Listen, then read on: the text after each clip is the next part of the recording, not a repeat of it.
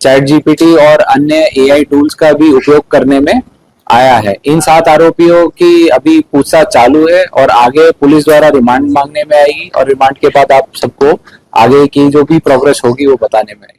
આ તો ડીસીપી સાહેબે આપણને કહી દીધું, પણ હવે તમને હું થોડુંક પાછળ લઈ જાઉં. અહીંયા આ કાર છે, હે ને? આ કાર છે, તમે જુઓ. આ કારમાં આ 2 કરોડથી પણ વધારેની નોટો લાવવામાં આવેલી હતી. અને એ કારમાં જે આગળ બોર્ડ લાગેલું છે, આ ભાઈ જે વચ્ચે બેઠા છે, એકદમ ભોળા ભાળા, જે બાળક જેવા દેખાય છે, એકદમ નિર્દોષ, એ ભાઈ પ્રદીપભાઈ છે. અને એ સાથે એમના સાગરીતો છે. અને પછી જે ગાડી છે, એ ગાડી આ એ ગાડીની તમે નંબર પ્લેટ જુઓ, એ હું તમને ત્યાં હું ફ્રીઝ કરીશ આ વિડીયોને. હવે અહીંયા જુઓ, આ સત્યમ યોગ ફાઉન્ડેશન છે, શ્રી સત્યમ યોગ ફાઉન્ડેશન, એટલે સત્યમ શિવમ સુંદરમનું સત્યમ, રજિસ્ટર્ડ બાય આયુષ મંત્રાલય, ગવર્મેન્ટ ઓફ ઇન્ડિયા. લાગે ને કે બહુ મોટો સરકારી અધિકારી જઈ રહ્યો છે, આયુષ મંત્રાલયનો. ફાફડા જલેબી જે આસાનીથી તમે, એમાંય તમારે સારી ક્વોલિટીના ફાફડા બનાવવા પડે તો લોકો ખાય, પણ અહીંયા તો એનાથી પણ સરળતાથી, એથી પણ વધુ સરળ રીતે. અને આ કંઈ પહેલો કિસ્સો નથી, પણ આવા કિસ્સાઓનું પ્રમાણ વધી રહ્યું છે કે ઈચ્છા પડે એ લોકો, જેને કંઈ ન સૂજે, એ નકલી નોટ બનાવવાનું ચાલુ કરી દે. જે લોકોની ધરપકડ થઈ છે, હું તમને એના નામ અત્યારે આપી દઉં. તમને પહેલા એ જણાવી દઉં, આ કેસમાં જે આ સફેદ વસ્ત્રધારી જે છે ભાઈ, એ પ્રદીપ દિલીપભાઈ જોટંગિયા છે. એને પ્રદીપ ગુરુજી તરીકે ઓળખવામાં આવે છે. આ ભાઈનું મૂળ કામ યોગ શીખવાડવાનું છે, સંસ્થાન પણ એમની યોગ શીખવાડવાની છે, પણ કડકડતી નવી નકોર નકલી નોટો બનાવીને એ વેચી રહ્યા. એમની સાથે જે મૂળ સાગરીત કહેવાય છે એ છે મુકેશ ઠુમ્મર,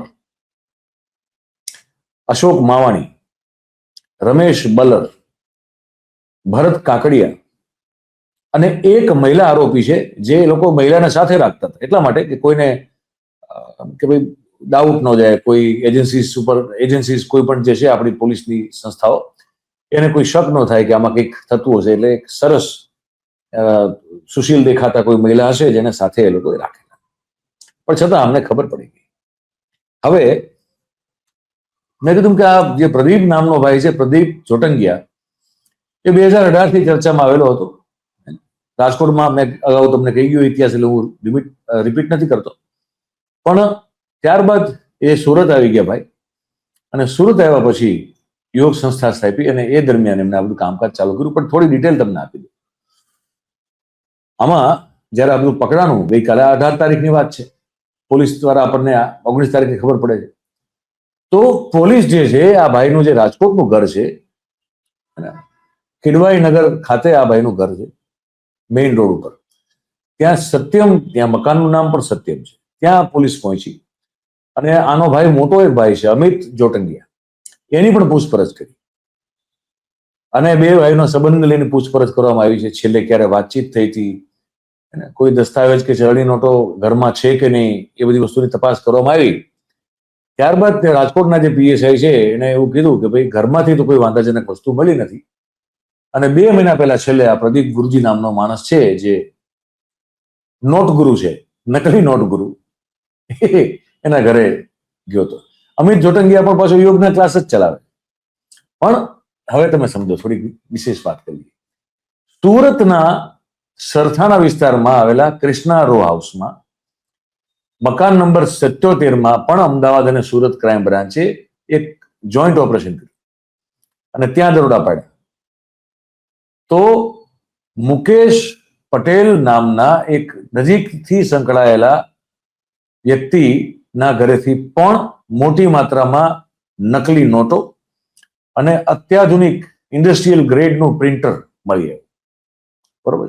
હવે આ લોકોની પાછળ કોઈ ગુરુ ઘંટાલ છે કે નહીં એની તપાસ કરશે પોલીસ, એવું કહે છે. હવે કરશે તો કેટલી કરશે, કેટલી કરી શકશે એ આપણને ખબર નથી. પણ એવું કહેવામાં આવે છે, જે હિસ્ટ્રી આપણી પાસે આવીને પડી છે, કે 2018ની વાત છે, કામરેજના ધોરા પારડી ગામમાં આ સંસ્થા જે છે સત્યમ યોગ ફાઉન્ડેશન, એની સ્થાપના કરાણી. આજે પ્રદીપ ગુરુજી છે, એનો રાજકીય નેતાઓ સાથે નજીકનો ઘરોબો છે, જે સ્વાભાવિક રીતે હોવો જ જોઈએ. અનેક નેતાઓ આ યોગ આશ્રમની મુલાકાત લઈ ચૂકેલા છે. હર્ષ સંઘવી, આપણા ઉપમુખ્યમંત્રી અને ગૃહમંત્રી, એ પણ આ યોગ ગુરુ, નકલી નોટ ગુરુના આશ્રમની મુલાકાત લઈ ચૂકેલા છે.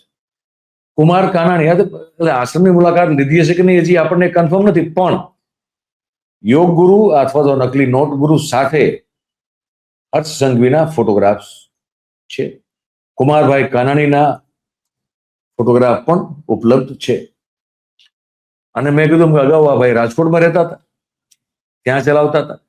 હવે આ બધી જે વાતચીત છે, જેમાં દરેક જગ્યાએ કોઈને કોઈ પોલિટિકલ કનેક્શન કેમ નીકળતું હોય છે, એવો સવાલ હવે આપણને થવો ન જોઈએ. કારણ કે એ સવાલનો જવાબ આપણને સૌને હવે ખબર છે. હવે આ જે નોટ વટાવવાની જે આખી સિસ્ટમ હતી, એમાં એવું જાણવા મળે છે કે આ જે પ્રદીપ ગુરુજી નામનો માણસ અને જે પેલો મુકેશ પટેલ ને બધા જે છે, એ લોકો એ નોટ વટાવવા માટેનું એજન્ટોનું નેટવર્ક ઊભું કરેલું હતું. અને એજન્ટોને 20 થી 25% કમિશન. અને નોટો તમે લાખ રૂપિયાની નોટ નકલી વેચી નાખી, અસલી લાખ રૂપિયાની સામે જે નોટ વેચ્યું તેમાં તમને 20 થી 25% કમિશન. સુરતમાં મેં કીધું કે પ્રિન્ટિંગ પ્રેસ બનાવ્યું હતું, ચેટ જીટીપીનો ઉપયોગ કરેલો હતો, અને ચીનથી એ લોકો કાગળ મગાવતા હતા, અને A4 સાઇઝમાં 3 નોટ એ લોકો બનાવતા હતા. અગાઉ પોલીસ એમ કહે છે કે 20 લાખ રૂપિયાની નકલી નોટ વટાવી ચૂકેલા હતા. છેલ્લા 6 મહિનાથી આ આરોપીઓ નકલી નોટો બનાવી અને વટાવવાનું કામ કરતા હતા. એટલે કેટલા કરોડ એમને માર્કેટમાં નાખ્યા હશે, હવે તો પોલીસ આપણે ગણીને કે. બરોબર. કાગળ મેળવવા માટે જે ઘણો પેલો મોટાભાગે ચલણી નોટોમાં વપરાતો એવો કાગળ અથવા એ ગ્રેડનો કાગળ, એના મેળવવા માટે લોકો ચાઇનીઝ એજન્ટના સંપર્કમાં હતા. એટલે એ પ્રકારની ક્વોલિટી અને એના જે સિક્યુરિટી ફીચર્સ છે, એ વસ્તુઓ પણ એ મેળવી લેતા હતા. બરોબર. અને પછી AI ના ઉપયોગથી આ બધું આખું સેટ કરે ને કે ભાઈ કોઈ પકડી જ ન શકે. કોણ RBI ને મહેનત કરવાનો મોકો આપે? આપણે બેસીને ઘરે છાપો ને નોટો પેલા માણસ. ક્રિપ્ટો કરન્સી દ્વારા એ લોકો મટીરિયલનું પેમેન્ટ કરતા હતા. બરોબર. પેલા છૂટક નોટ બનાવી પછી માણસ કરે ને પેલો લિટમસ ટેસ્ટ, કે આ ચાલે કે નથી ચાલતું, ટેસ્ટર અડાડ્યું અને ચાલતી હતી નોટ, એટલે પછી એને હિંમત ખુલી કે હવે મોટા પાયે આપણે ઉત્પાદન કરો. RBI નું કામ કરે, આપણે આપણું કામ કરો. અને એ પ્રમાણે આ પછી એમની હિંમત ખુલી ગઈ. એટલે આ પ્રકારની આખી ઘટના છે, જે તમને તમારા સુધી પહોંચાડવી જરૂરી છે. અમે પહોંચાડી દીધી. આજની વાત અહીંયા પૂરી કરીએ છીએ. આ 2 મુદ્દાઓ પર, વિશેષ કરીને આ છેલ્લા મુદ્દાઓ પર તમારા જે કંઈ અભિપ્રાય હોય એમને લખીને મૂકો.